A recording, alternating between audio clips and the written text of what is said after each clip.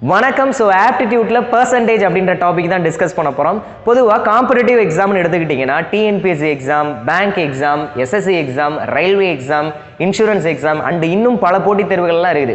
இந்த மாதிரியான போட்டித் தேர்வுகளில் கணித பகுதியிலிருந்து சதவீதம் அப்படின்ற டாப்பிக்லேருந்து அதிகமான கொஸ்டின் கேட்குறாங்க. எப்பயுமே மேக்ஸ் எடுத்துக்கிட்டிங்க அப்படின்னா ஃபஸ்ட்டு அடிப்படை விஷயத்தை கரைச்சி குடிக்கணும், அதுக்கப்புறம் தான் கொஸ்டின் எடுத்து சால்வ் பண்ணவே ஆரம்பிக்கணும். அப்படி இருக்கக்கூடிய அந்த அடிப்படை விஷயத்தை தான் இந்த கிளாஸில் நம்ம பார்க்க போகிறோம். சரி, வாங்க ஸ்டார்ட் பண்ணலாம். ஸோ பர்சன்டேஜ், இந்த பேர்லயே அதுக்கான மீனிங் இருக்கும். பர்சன்டேஜ்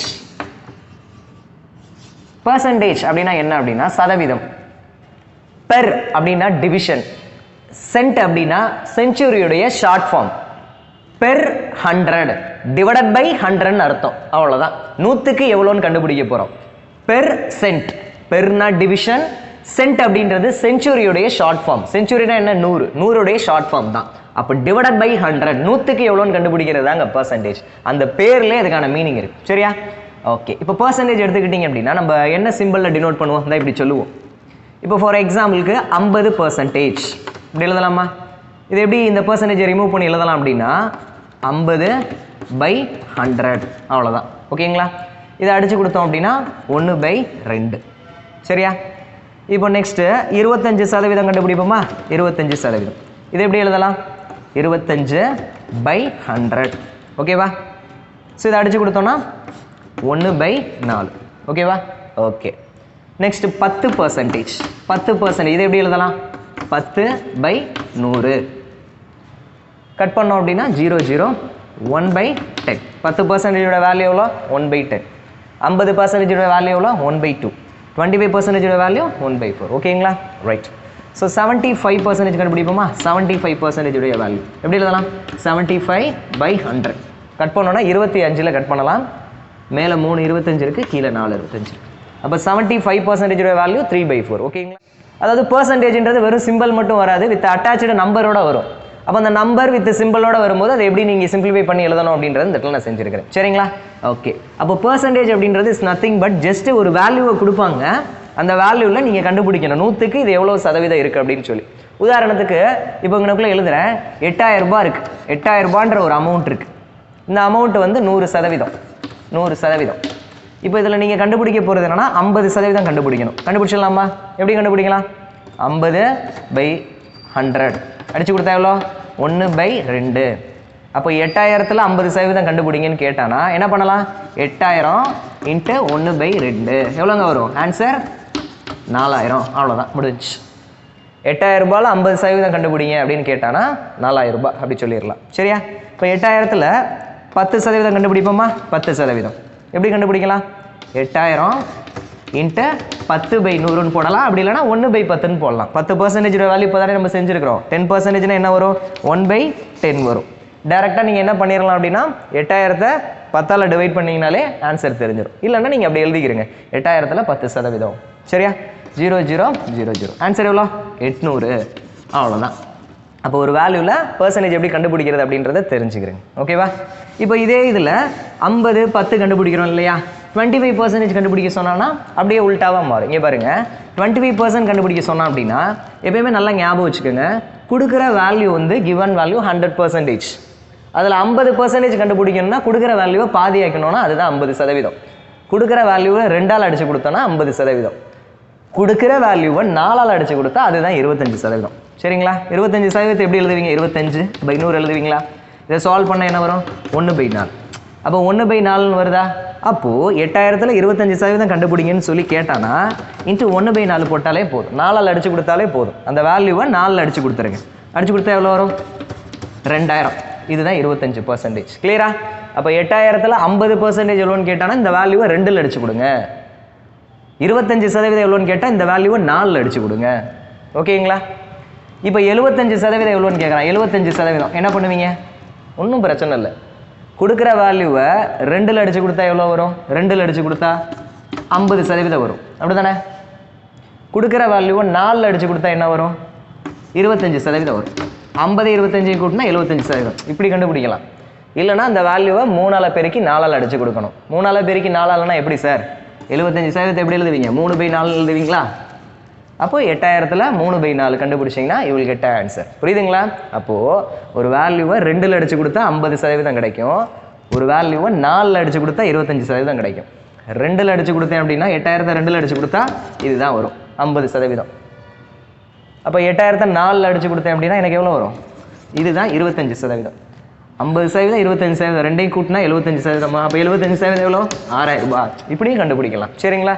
இல்லை இந்த மெத்தட் எனக்கு வேண்டாம் அப்படின்னா நீங்கள் நார்மல் வேலையை ட்ரை பண்ணலாம்.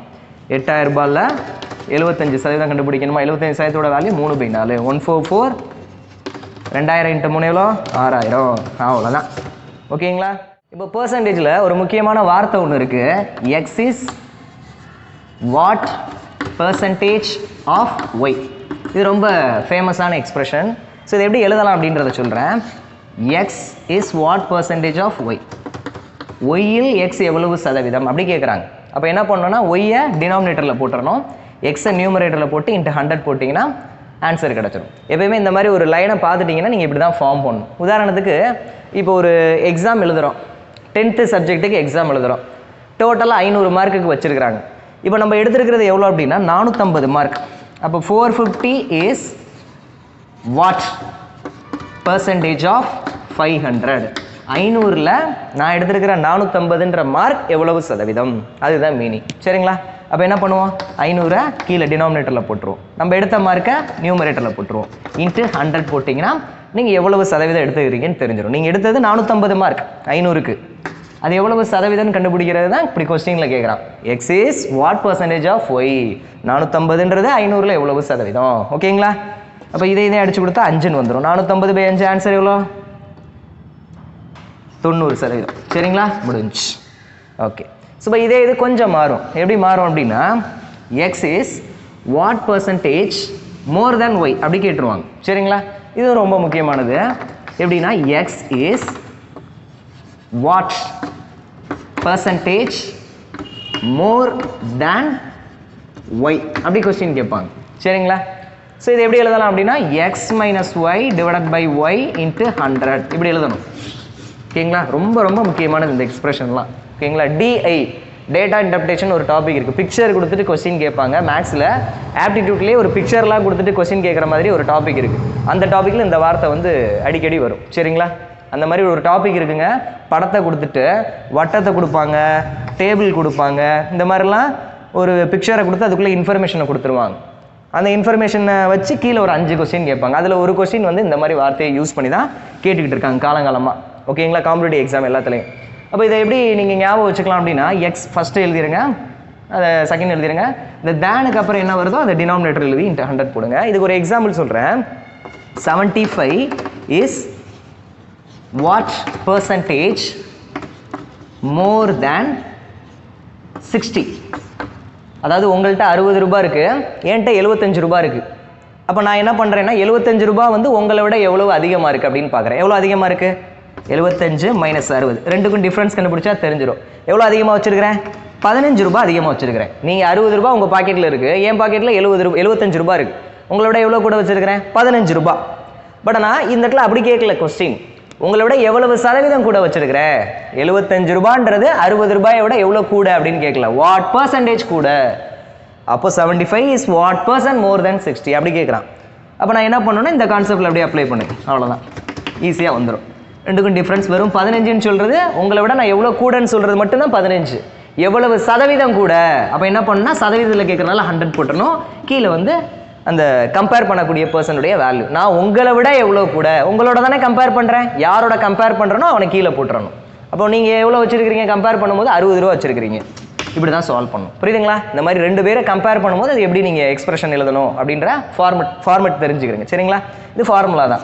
1/4 கட் பண்ணிங்கன்னா 25%. சரிங்களா?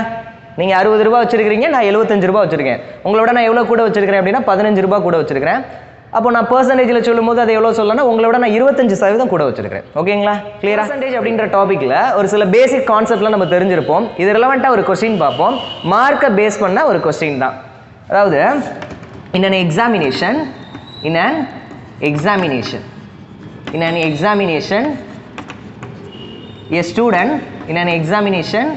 a student has got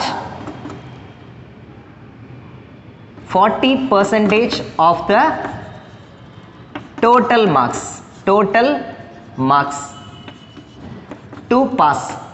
அதாவது in an examination a student has to get 40% of marks to get pass.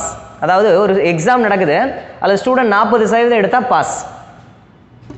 if he got 178 marks, if he got 178 marks, அதாவது 40% எடுத்தா pass.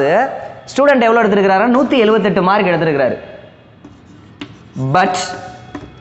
but failed by 22 marks.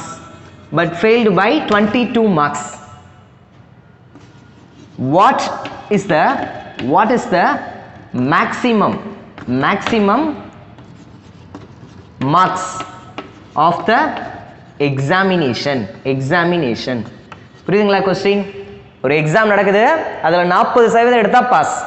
அப்ப pass mark எவ்வளவு percentage? Pass mark 40% எடுத்தா pass. Student எவ்வளவு எடுத்திருக்காரு? a student got 178 marks. 178 mark எடுத்துட்டான். But ஆனா fail ஆயிட்டான்.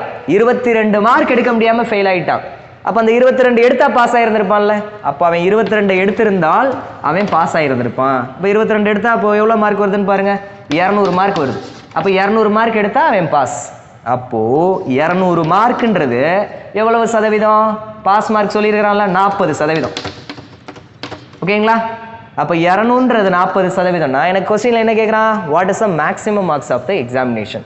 எக்ஸாமினுடைய டோட்டல் மார்க் கேக்குறான். டோட்டல் மார்க் எவ்வளவு சதவீதத்துக்கு வைப்பாங்க? 100% வைப்பாங்க.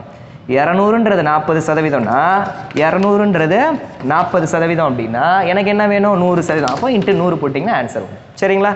0 0 144 5 into 100 ஆன்சர் 500. எக்ஸாமுடைய டோட்டல் மார்க் எவ்வளோ? 500 மார்க்குக்கு நடந்திருக்கிற எக்ஸாமில் அந்த பையன் 178 எடுத்து 22 எடுக்க முடியாமல் ஃபெயில் ஆகிட்டான். எடுத்திருந்தா பாஸ் ஆகிருந்திருப்பான். 200ன்றது 40% ஆஃப் பாஸ் மார்க். அப்போ பாஸ் மார்க் கொஸ்டின்லேயே கொடுத்துட்டான். 40% எடுத்தாலே பாஸ்ன்ட்டான். அப்போ 200ன்றது 40%னா 100% எவ்வளோ? இப்படி கண்டுபிடிக்கணும். சரிங்களா? புரியுது தானே? இப்படி தான் எக்ஸாம் பாயிண்ட் ஆஃப்ல கொஸ்டின் இருக்கும். சரியா? இதெல்லாம் வந்துட்டா இன்னும் ஒரு கொஸ்டின் பார்ப்போம். அதாவது 2 பேர், இப்போ ஒரு ஆளை வச்சு பார்த்துருக்குறோம் இல்லையா? கொஸ்டின்ல பார்த்தீங்கன்னா 2 பேரை வச்சு கேட்பாங்க. அது எப்படின்றத நம்ம பார்ப்போம். அதாவது இன்னொன்று எக்ஸாமினேஷன், அதே கான்செப்ட் தான். இன்னொன்று எக்ஸாமினேஷன் ஷார்ட் எழுதிக்கலாம். இன்னொன்று எக்ஸாமினேஷன். ஓகே, அதே மாதிரி எக்ஸாம் நடக்குது. ஏன்ற பையன் score, A score 30% of total marks. A score 30% of the total marks. but failed by 15 marks. 30% எடுத்துட்டான். ஆனா 15 மார்க் எடுக்க முடியாம ஃபெயில் ஆயிட்டான். இப்போ பின்னு இன்னொரு பையன் B score 40% of the total marks. B score 40% of the total marks. but and 35 marks more than the minimum pass mark. Question புரியுதுங்களா? அதாவது எக்ஸாம் நடக்குது, அதுல ஒரு பையன் யாருன்னா ஏன்றவன் 30% எடுத்துட்டு 15 மார்க் எடுக்க முடியாம ஃபெயில் ஆயிட்டான். இப்போ இன்னொரு பையன் பீன்ற பையன் ஸ்கோர் 40% எடுத்துட்டான். ஆனால் பாஸ் மார்க்கை விட 35 மார்க் எக்ஸ்ட்ராவே எடுத்துருக்கிறான். 35 marks more than the minimum pass mark. அப்படின்னா பாஸ் மார்க் என்ன? Find the pass mark. Pass மார்க்கை கண்டுபிடிங்க அப்படின்னு கொஸ்டின் கேட்டால் என்ன பண்ணலாம்? இப்போ அதே லாஜிக் தான், யோசிச்சு பாருங்க. ஒரு எக்ஸாம் நடக்குதுன்னா 2 பேர் எழுதுறாங்க எக்ஸாம், ஏ பி. 2 பேருடைய பாஸ் மார்க்கும் சேம் தானையா? ஒருத்தவனுக்கு வேற பாஸ் மார்க், இன்னொருத்தவனுக்கு வேற பாஸ் மார்க் வைக்க போறாங்க. 2 பேருக்கும் ஒரே பாஸ் மார்க் தான். அப்போ 2 பேருடைய பாஸ் மார்க் ஈக்குவல். இப்போ ஏன்ற பையன் எவ்வளவு சதவீதம் எடுத்திருக்கிறாப்புல அப்படின்னா 30% எடுத்திருக்கிறாரு. சரியா? எடுத்துட்டு 15 மார்க் எடுக்க முடியாம ஃபெயில் ஆயிட்டாரு. அப்போ அந்த 15 மார்க் எடுத்திருந்தா இவன் பாஸ் ஆயிருப்பான். இவனுடைய பாஸ் மார்க் என்னன்னு தெரிஞ்சிருக்கும். 30% எடுத்திருக்கிறாரு, 15 மார்க் அவருக்கு இன்னும் தேவைப்படுது. அப்போ எடுத்திருந்தா அவன் பாஸ் ஆயிருப்பான். இது ஏ உடைய பாஸ் மார்க். ஓகேங்களா? இதே மாதிரி பிஏ பார்ப்போம். பி எவ்வளோ எடுத்துருக்காரு? 40% எடுத்துட்டாரு, 40% எடுத்துட்டாரு. எடுத்துட்டு பாஸ் மார்க்கை விட எக்ஸ்ட்ராவே வச்சிருக்கிறாரு. பாஸ் ஆகிற மார்க் எவ்வளவோ இருக்குது, அதை தாண்டியும் எடுத்துருக்கிறான். எவ்வளோ? 35 மார்க் எடுத்துருக்கிறான். அப்போது இவன் எடுத்த மார்க்கில் 35 மைனஸ் பண்ணால் எவ்வளோ பாஸ் மார்க்குன்னு தெரிஞ்சிடும். புரியுதுங்களா? இவன் பார்த்தீங்கன்னா எடுத்துட்டு 15 மார்க் இல்லாமல் தடுமாறிக்கிட்டு இருக்கிறான். யாராவது 15 மார்க் கொடுத்தா நல்லா இருக்குமே அப்படி புலம்பக்கூடிய கேஸ். இவன் எக்ஸ்ட்ராவே எடுத்து வச்சிருக்கிறான். பாஸ் மார்க்கை விட 35 மார்க் கூட. அப்போ அந்த 35 மைனஸ் பண்ணால் இவனுடைய பாஸ் மார்க் தெரியும், இவனுடைய பாஸ் மார்க் தெரியும். ரெண்டு ஈக்குவல் பண்ணுறேன். ஒரு எக்ஸாம் நடக்குதுன்னா ரெண்டு பேருக்கும் பாஸ் மார்க் சேம். அந்த கான்செப்டில் ரெண்டையும் ஈக்குவல் பண்ணுறேன். இப்போ சதவீதத்தெல்லாம் ஒரு பக்கத்துலையும் நம்பர்லாம் ஒரு பக்கத்துலையும் கொண்டு வர போகிறேன். இப்போ இங்கிட்ட இருக்கிற பர்சன்டேஜ் அங்கிட்ட வந்துச்சுன்னா இங்கிட்ட 40 இருக்குது, இது இங்கிட்ட வரும்போது -30ன்னு வந்துடும். சரிங்களா? இந்த நம்பர் இங்கிட்ட வந்துருச்சுன்னா -35 இங்கிட்ட வரும்போது +35 வந்துடும். இங்கிட்ட இருக்கிற 15 அப்படியே தான் இருக்கும். புரியுதுங்களா? இங்கிட்ட இருக்கிற பர்சன்டேஜ் அங்கிட்ட கொண்டு போயிட்டேன், அங்கிட்ட இருக்கிற நம்பரை இங்கிட்ட கொண்டு வந்துட்டேன். அவ்வளோதான். அப்போ 40ல் 30 போச்சுன்னா 10%. 10%னுடைய வேல்யூ எவ்வளோ? 30, 10, 40, 45, 50. 10% வேல்யூ 50. அப்போ நீங்களே சொல்லுங்கள், 10% 50னா 100% எவ்வளோ? ஒரு 0 மட்டும் சேர்த்துட்டோன்னா 500. அப்போ 100% என்ன அப்படின்னா எக்ஸாமினுடைய மேக்ஸிமம் மார்க், டோட்டல் மார்க்.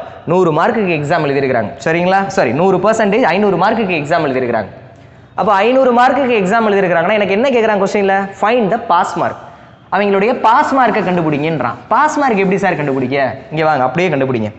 500 மார்க்குக்கு தான் எக்ஸாம் எழுதினாங்கன்னு தெரிஞ்சிருச்சு. டோட்டல் மார்க், இது total mark. Total mark 500 mark. பர்சன்டேஜை வச்சு நான் கண்டுபிடிச்சிட்டேன். 10% எவ்வளோனா 100% எவ்வளோ? அப்போ பர்சன்டேஜை பொறுத்தளவுக்கு சிங்கிள் பர்சன்டேஜுடைய ஒரு 10% வேல்யூ தெரிஞ்சால் நம்ம 100 கண்டுபிடிச்சிடலாம். என்ன பர்சன்டேஜ் வேணால் இருக்கட்டும், ஏதோ ஒரு சதவீதத்துக்கு நேராக வேல்யூ தெரிஞ்சதுன்னா ஈஸியாக கண்டுபிடிச்சிடலாம். நமக்கு தேவையான பர்சன்டேஜ், நமக்கு தேவையான 100% கண்டுபிடிச்சிட்டேன். இப்போ இந்த பையன் பாருங்க, 500 மார்க்கில் 30% தான் எடுத்துருக்கிறாப்புல. அப்போ 500ல் 30% எவ்வளோன்னு பாருங்க. 500ல் 30% எவ்வளோ? 500ல் 30% எவ்வளோன்னு பார்ப்போமா? எவ்வளோ? 0000 எவ்வளோ? 150 மார்க் எடுத்துருக்கிறாப்புல ஏ. பட் ஆனால் எடுத்துட்டு 15 கம்மியாக எடுத்துருக்கிறாருல. எடுத்திருந்தா தானே பாஸ் ஆகிருக்க முடியும். அப்போ அவர் எடுத்தது 150 மார்க் தான் எடுத்துருக்கிறாரு. 15 மார்க் இல்லாமல் ஃபெயில் ஆகிட்டார். அப்போ 15 எடுத்திருந்தா பாஸ் ஆகிருந்திருப்பாரு. அப்போ பாஸ் மார்க் எவ்வளோ சொல்லுங்கள்? எஸ், எவ்வளோ? 165 மார்க். 165 எடுத்தால் பாஸு. புரியுதுங்களா? அவ்வளோதான். இப்போ இந்த இவனுக்கு செக் பண்ணி பார்ப்போமா? இவன் எவ்வளோ எடுத்துருக்கிறான்? 40% எடுத்துருக்கிறான். பீன்றவன் 40%. அப்படியே பாருங்கள், 500 மார்க்கில் 40% எவ்வளோன்னு பார்ப்போமா? 40% எவ்வளோ வரும்? 5 × 4 200 மார்க். அப்போ இவன் என்ன பண்ணிட்டான்? கூடுதலாகவே எடுத்துருக்கிறான். கூட எவ்வளோ எடுத்துருக்கிறான்? 35 மார்க் கூட எடுத்துருக்கிறான். அப்போ 200ல் அந்த 35 மைனஸ் பண்ணிட்டோன்னா இவனுடைய பாஸ் மார்க் எவ்வளோ? 175. அப்போ ஒரு எக்ஸாம் நடக்குன்னா ரெண்டு பேருக்கும் பாஸ் மார்க்லாம் ஒன்று தான். 125 மார்க் எடுத்தால் பாஸ். அவ்வளோதான், முடிஞ்சு. நமக்கு பாஸ் மார்க் தானே கேட்குறான். 125 மார்க் முடிஞ்சு. பாஸ் பர்சன்டேஜ் கேட்டால் என்ன பண்ணுவீங்க? இதே கொஸ்டினில் பாஸ் பர்சன்டேஜ் கேட்டால் என்ன பண்ணுவீங்க? பாஸ் பர்சன்டேஜ் ஒன்றும் பிரச்சனை இல்லை. பாஸ் பர்சன்டேஜ் கேட்டானா 125 மார்க் பாஸ் மார்க். இது 500ல் 125ன்ற பாஸ் மார்க் எவ்வளவு சதவீதம் அப்படி கண்டுபிடிச்சிடலாம். சதவீதத்தில் கேட்டானே இப்படி பண்ணிடுங்க. 500 மார்க்ஸில் 165 அப்படின்ற மார்க்ஸ் எவ்வளோ பர்சன்டேஜ்? 0000 155 3 5 சார் 15 ரிமைனிங் 1 3 33% தான் பாஸ் பர்சன்டேஜ். அவ்வளோதான், முடிஞ்சு. புரியுதுங்களா? அவ்வளோதான். அப்போ பர்சன்டேஜை பொறுத்த அளவுக்கு நீங்கள் என்ன தெரிஞ்சுக்கணும் அப்படின்னா, ஒரு சிங்கிள் பர்சன்டேஜுக்கு நேராக வேல்யூ தெரிஞ்சது அப்படின்னா என்ன வேணால் கண்டுபிடிக்கலாம். ஓகேங்களா? இன்னொரு எக்ஸாம்பிள் பார்க்கலாமா? ஒரு எலெக்ஷனை பேஸ் பண்ண கொஸ்டின் என்ன அப்படின்னா, in an election between two candidates, ரெண்டு பேர் போட்டிடுறாங்க. one person got 58% of the total votes, won the election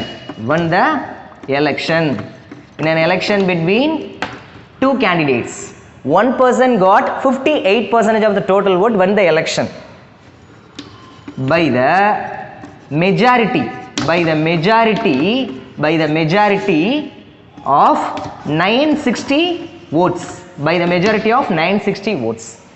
அப்படின்னா find the total number of votes. அவ்வளோதான், இதான் கொஸ்டின். அதாவது ஒரு எலெக்ஷன் நடக்குது, அதில் ரெண்டு பேர் போட்டிடுறாங்க. ஜெயிச்சவன் எவ்வளோ வாங்கியிருக்கிறான்? ஓட்டு 58% வாங்கியிருக்கிறான். அப்போது வின்னிங் கேண்டிடேட் வாங்கின ஓட்டு 58%. சரிங்களா? அப்போ தோத்தவர் எவ்வளோ வாங்கியிருப்பார் சொல்லுங்கள்? ஒரு எலெக்ஷன் நடக்குதுன்னா டோட்டல் பதிவான மொத்த ஓட்டு எவ்வளோ சதவீதம் இருக்கும்? 100% இருக்கும் மொத்தம் பதிவானது.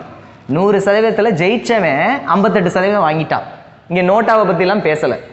ஜெயிச்சவன் 58% வாங்கிட்டான். 100ல் 58% வாங்கினவன் ஜெயிச்சவன். அப்போ மீது எவ்வளோ இருக்குது?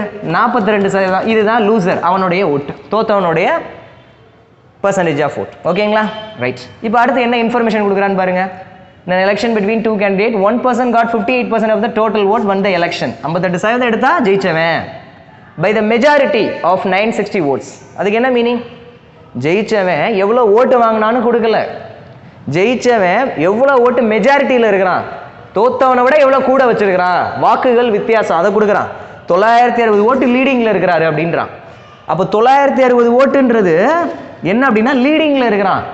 இவன் 42% தான் வாங்கியிருக்கிறான், இவன் 58% வாங்கியிருக்கிறான். இவன் 58% வாங்கியிருக்கிறான்ல, அது ஓட்டு எவ்வளோ அப்படின்னு கொடுக்கல. அவன் கொடுத்துருக்கிற 960 ஓட்டு வந்து இவன் வாங்கின ஓட்டுக்கும் இவன் வாங்கின ஓட்டுக்கும் வித்தியாசம். அப்போ நீங்களே சொல்லுங்க, 58க்கும் 42க்கும் வித்தியாசம் எவ்வளோ? 58க்கும் 42க்கும் வித்தியாசம் எவ்வளோ? 16% வருதா? எஸ். அப்போ அவன் வாங்கின ஓட்டுக்கும் இவன் வாங்கின ஓட்டுக்கும் வித்தியாசம் எவ்வளோ? 16%. அப்போ நல்லா தெரிஞ்சுக்கிறீங்க, எவ்வளோ லீடிங்கில் இருக்கிறாப்புல 16% அவனோட கூட வச்சிருக்கிறாரு. அந்த 16% மெஜாரிட்டி ஓட் தான் 960. 16% 960னா எனக்கு என்ன வேணும்? Find the total number of votes. Total number of votes எவ்வளோ சதவீதம் வரும்? 100% கண்டுபிடிக்கணும். அப்போ 960ன்ற ஓட்டு 16%னா எனக்கு என்ன வேணும்? 100%. 16 6 டைம் 60 × 100 6000 ஓட்டு எங்கேயா பதிவாயிருக்கு. புரியுதுங்களா? இப்படி தான் அப்ரோச் பண்ணும். அப்போ ஒரு கொஸ்டினை பொறுத்தளவுக்கு பர்சன்டேஜில் எலெக்ஷனை பேஸ் பண்ணி கேட்பான், மார்க்கை பேஸ் பண்ணி கேட்பான். உங்களுடைய பாயிண்ட் ஆஃப் வியூவில் நீங்கள் என்ன தெரிஞ்சுக்கணும் அப்படின்னா, கொஸ்டினை ஃபஸ்ட்டு புரிஞ்சுக்கிட்டு ஒரு சிங்கிள் பர்சன்டேஜுக்கு நேராக என்ன வேல்யூ வருது அதைத்தான் நீங்கள் கண்டுபிடிக்கணும். இப்போ இதை வாசிச்சுட்டீங்க, அதில் ஜெயிச்சவன் 58% சொல்லிட்டீங்க, தோத்தவன் எப்படி கண்டுபிடிச்சிங்க? மொத்த ஓட்டு 100%, அதில் 58% வாங்கினா ஜெயிச்சவன், மீதி இருக்கிற 42%மே தோத்தவன். இப்போ ஜெயிச்சவன் வாங்கின ஓட்டும் கொஸ்டினில் கொடுக்கல, தோத்தவன் வாங்கின ஓட்டும் கொஸ்டினில் கொடுக்கல. ஆனால் ஜெயிச்சவன் எவ்வளோ ஓட்டு லீடிங்கில் இருக்கிறான்னு கொடுக்குறான். உன்னை காட்டில் நான் எவ்வளோ கூட வச்சிருக்கேன்னு தெரியுமா? 960 ஓட்டு. அதைத்தான் சொல்கிறான், by the majority of 960 votes. அப்போ அந்த 960ன்ற ஓட்டு இருக்குது பார்த்தீங்களா, அது எவ்வளவு சதவீதம்? இவனை விட நான் எவ்வளோ கூட வச்சிருக்கிறேன்? 16% கூட வச்சிருக்கிறேன். இந்த 16%னுடைய வேல்யூ தெரிஞ்சிச்சுன்னா என்னனாலும் கண்டுபிடிக்கலாம். பர்சன்டேஜை பொறுத்த அளவுக்கு வேல்யூக்கு நேரம் இந்த சதவீதம் தெரிஞ்சிருச்சுன்னு வச்சுக்கோங்க, நமக்கு தேவையான என்ன வேணால் கண்டுபிடிக்கலாம். சரிங்களா? அப்போ 960ன்றது 16%னா 100% எவ்வளோ அப்படி கண்டுபிடிச்சிட்டோம். ஓகேங்களா? ரைட். பர்சன்டேஜில் இன்னொரு ஒரு கான்செப்ட் இருக்குது, ரொம்ப முக்கியமானது. அதாவது என்ன அப்படின்னா, as salary is 25% more than B's salary. A's salary is 25% more than B's salary. Then B's salary is what percentage less than A's salary? அதாவது ஏவினுடைய வருமானம் பியை விட 25% கூடுதலாக இருந்தால் பியினுடைய வருமானம் ஏஐ விட எவ்வளவு கம்மியாக இருக்கும் அப்படின்றான். இந்த இடத்துல எந்த வேல்யூவும் கொடுக்கல. பட் நான் இதை எப்படி அப்ரோச் பண்ணுறது அப்படின்னு சொல்கிறேன். 2 பேர் இருக்கிறாங்களா, ஏ இருக்கிறான், பி இருக்கிறான். பி எவ்வளோ சம்பளம் வாங்குறாரு தெரில, ஒரு 100 ரூபாய் வச்சுக்குவோமா? 100 ரூபான்னு சும்மா ஒரு உதாரணத்துக்கு வைக்கிறேன். பி 100 ரூபாய் வாங்கினார் அப்படின்னா ஏ வந்து எவ்வளோ வாங்குறாரு? பியை விட 25% கூட வாங்குறாரு. 100ல் 25% எவ்வளோ? 25 ரூபாய். 100ல் எத்தனை சதவீதம் கண்டுபிடிச்சாலும் அந்த சதவீதமே வேல்யூவாக வந்துடும். அப்போ 100ல் 25% கண்டுபிடிக்க போகிறேன். 100ல் 25% எவ்வளோ? 25 ரூபாய். அப்போது அதை கூட வச்சிருக்கிறாரு. ஏ வந்து அவனை காட்டிலும் 25% கூட வச்சிருக்கிறாரு. அப்போ இவர் 125 ரூபாய் வச்சிருப்பார். புரியுதுங்களா? சும்மா ஒரு உதாரணத்துக்கு 100ன்னு வச்சு சொல்லி காட்டுறேன், ஏன்னா வேல்யூ இங்கே எதுவுமே கொடுக்கல. அப்போ பி 100 ரூபாய் வச்சிருந்தா ஏ 125 ரூபாய் வச்சிருப்பார். A salary is 25% more than B salary. Correct. A salary இவனை விட 25% more than. இப்போ கொஸ்டினில் கேட்குறது then B உடைய salary is what percent less than A salary? A உடைய சேலரியை விட எவ்வளவு கம்மியாக இருக்குது? எவ்வளோ கம்மியாக இருக்குது? 25 ரூபாய் கம்மியாக இருக்குது. ஆனால் சதவீதத்துல கேட்குறான், B உடைய சேலரி ஏஐ விட எவ்வளவு சதவீதம் கம்மி? யாரோட கம்பேர் பண்ணுறானோ அவனை கீழே போட்டுறணும். ஏஐ விட எவ்வளோ கம்மி அவனை கீழே போட்டுறணும். சதவீதத்தில் கேட்குறனால × 100, அவ்வளோதான். இப்படி தான் சால்வ் பண்ணணும். புரியுதுங்களா? பியோட சேலரி ஏஐ விட எவ்வளோ கம்மி, ஏஐ விட யாரோட கம்பேர் பண்ணுறோம் டினாமினேட்டரில் போட்டுறணும். எவ்வளோ கம்மியாக இருக்கிறோம் 25 சதவீதத்தில் கேட்குறனால இன்ட்டு 100. சரிங்களா? அப்போ 125 இது 5 டைம்ஸ் 100/5 எவ்வளோ வரும் 20 வரும். 20%. அதை விட்டுட்டு நீங்கள் என்ன தப்பு பண்ணிடக்கூடாது, ஏ வந்து பியை விட 25% கூட வச்சிருக்கிறாரு, அப்போ பி வந்து ஏயை விட எவ்வளோ கம்மியாக வச்சிருப்பாருன்னா அதே 25% சொல்லிடக்கூடாது. 20. இதே ப்ராப்ளத்துக்கு ஷார்ட்கட் சொல்லி தரட்டுமா? ஷார்ட்கட் பாருங்க, R divided by 100 + R into 100 அவ்வளோதான். இதில் போட்டிங்கன்னா ஆன்சர் வந்துடும். ஆர் வர வேண்டிய இடத்துல அந்த 25% போடணும். போட்டுடலாமா? 25. 100 + ஆர் வர வேண்டிய இடத்துல அதே 25 போடுங்க. போட்டுடலாமா? போட்டாச்சு. அப்போ கீழே என்ன வரும் 125 வந்துடும். சரியா? அதே தானே வருது. 125 5 டைம்ஸ் 155 20%. புரியுதுங்களா? இதுதான் shortcut. R divided by 100 + R. சரியா? ஓகே. இப்போ அடுத்து இன்னொரு கொஸ்டின் பாருங்க, இதுலேயே கொஞ்சம் உள்டாவை மாற்றி கேட்பாங்க, அதை நம்ம யோசிக்கணும். ஓகேங்களா? என்ன அப்படின்றத பாருங்க. As salary is 20% less than A salary is 20% less than B's salary. A salary is 20% less than B salary. Then B's salary is what percentage more than A's salary? Question புரியுதுங்களா? அப்படியே மாற்றிருக்கிறேன். அந்த கொஸ்டின் இந்த question வேற. ஏ உடைய salary 20% பிஐ விட கம்மியாக இருந்தால் பியினுடைய salary AI விட எவ்வளவு சதவீதம் அதிகமாக இருக்கும்? புரியுதுங்களா? ஏ பின்னு 2 பேரை வச்சுக்கிறோம். ஏவோட சேலரி இப்போ கம்மியாக இருக்குது பியை விட. இப்போ பி வந்து 100 ரூபாய் வச்சிருக்கிறாருன்னா இதை விட 20% கம்மியாக வச்சிருக்கிறேன். அப்போ 100ல் 20% எவ்வளோங்க? 100ல் 20% எவ்வளோ? 20 ரூபாய். 20 ரூபாய் கம்மியாக வச்சிருக்கிறேன். அப்போ இவர் எவ்வளோ வச்சிருப்பாரு? 80 ரூபாய் வச்சிருப்பார். சரிங்களா? இப்போ கொஸ்டினில் என்ன கேட்குறான்னு பாருங்க. தென் பி சேலரி, பியுடைய வருமானம் ஏஐ விட எவ்வளோ கூட? ஏஐ விட எவ்வளோ கூட? 20 ரூபாய் கூட. ஏஐ விட எவ்வளவு சதவீதம் கூட?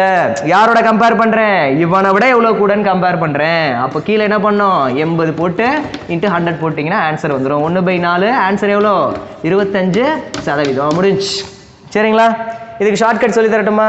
ஷார்ட்கட் ஒன்றுமே கிடையாது. முன்னாடி பார்த்தா அதே ஃபார்முலா தான். அந்த இடத்துல எப்பயுமே கொஸ்டினை வாசிக்கும் போது பர்சன்டேஜுக்கு பக்கத்தில் லெஸ் அப்படின்னு இருந்தது அப்படின்னா R divided by 100 minus R into 100ன்னு போட்டுருங்க. சரியா?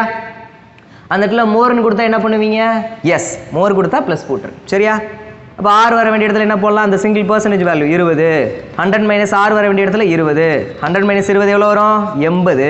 20/80 இன்ட்டு 100 அதே கான்செப்ட் தான். 1/4 அடிச்சு கொடுத்தா 25%. அவ்வளோதான். பார்த்தீங்களா? ரொம்ப ஈஸியாக இருக்கும். கவனிங்க, ஒரு வில்லேஜினுடைய பாப்புலேஷன் இல்லை ஒரு சிட்டியினுடைய பாப்புலேஷன் எவ்வளோ இருக்குது அப்படின்னா 18,000 இருக்குது.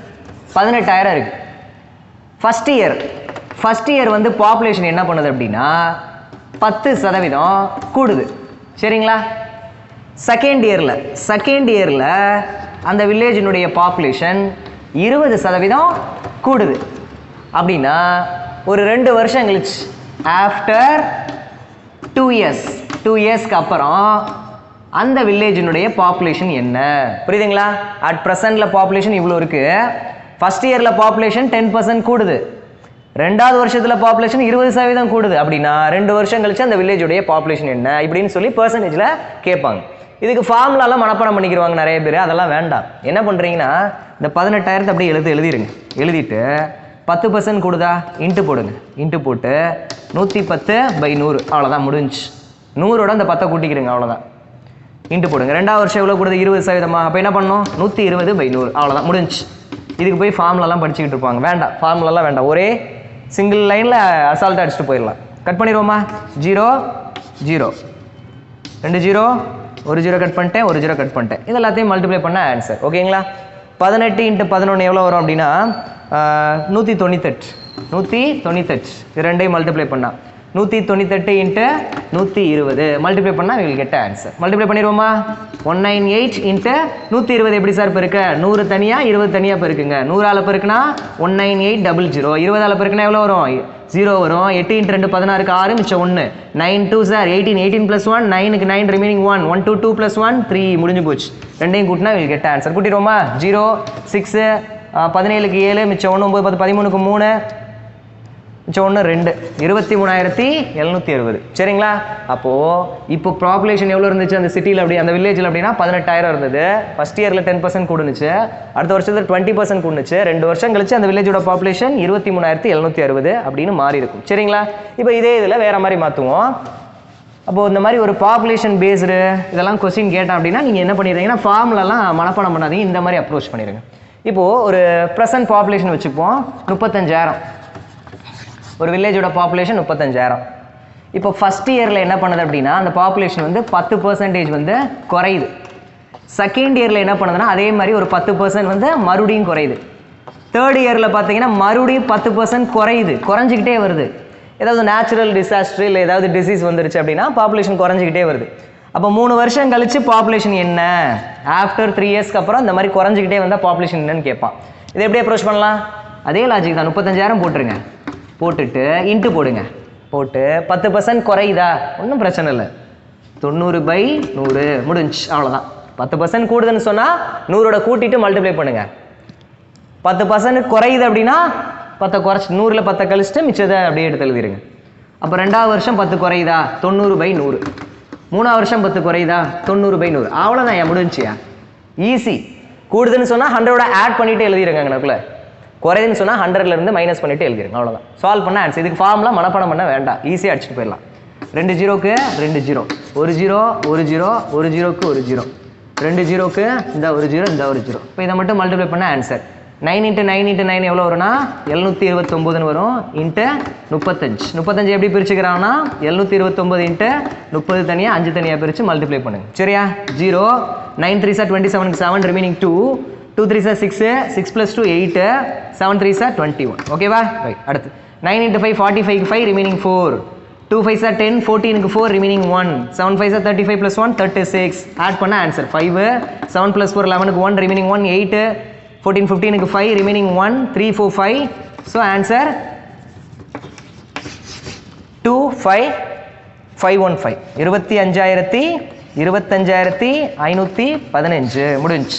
இதுக்கெல்லாம் போய் ஃபார்முலா படிக்கணுமா வேண்டாம். அப்போ பெர்சன்டேஜ் அப்படின்ற டாப்பிக்லேருந்து உங்களுக்கு எந்த மாதிரிலாம் பேசிக்ஸ் தெரிஞ்சுக்கலாம் அப்படின்றத இந்த சிங்கிள் வீடியோவில் உங்களுக்கு சொல்லியிருந்திருப்போம்.